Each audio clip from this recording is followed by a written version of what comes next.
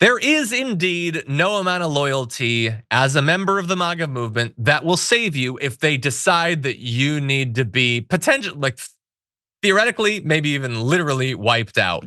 So we're going to turn to a business owner, formerly MAGA business owner in Springfield, Ohio. So what do you think this story is about? Yes, indeed, it's about migrants. It's about Haitian migrants specifically.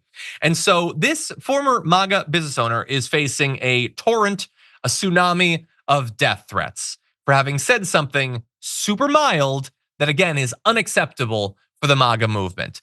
And we're gonna get to the threats, but first we just wanna let you know about what Jamie McGregor actually said. So Jamie McGregor's family has lived in Springfield for 5 generations. And what did Jamie do? Publicly praised his Haitian workers, saying, quote, "They come to work every day, they don't cause drama, they're on time, I wish I had 30 more. A storm is tearing up the digital media industry. Only our audience can save us in these difficult times. Help us reach our goal of 100,000 new members at tyt.com/team. That's what he said. And that goes out. And right-wingers who now have been convinced by a bunch of liars, knowingly lying to them about Haitian migrants, they've been convinced that these migrants are undocumented or illegal. They're not. They were asked to be there. That they are abducting people's pets. They're eating the dogs. They're eating the cats. And so Jamie McGregor is a traitor to them. A political traitor, and also, let's keep it real from the point of view of a lot of these MAGA people, a race traitor. Because how dare you take these migrants who are eating our chow chows and imply that it's a good thing that they're here when they've stolen jobs from good white Americans, even though they haven't, the jobs were unfilled, they desperately needed these workers. How could you do it? And so he just said what he thought was honest. His workforce is 330 strong, about 10% are Haitian migrants, and they're good people and hard workers. And so after he put out that statement, which the New York Times published, he received literally hundreds of threats via phone, email, and even snail mail. How old school? Anyway, one said the owner of McGregor Metal can take a bullet to the skull and that would be 100% justified. Very moral, very Christian people.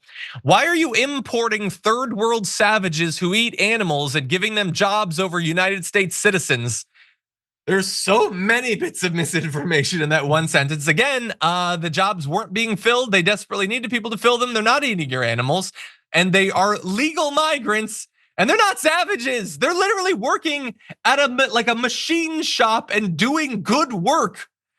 Why are you doing death threats? You savage. Anyway, stack all 20,000 Haitians inside Jamie McGregor's factory at once and force him to praise the benefits of foreign labor while being crushed to death by black bodies themselves being crushed to death is a strange fantasy to spin.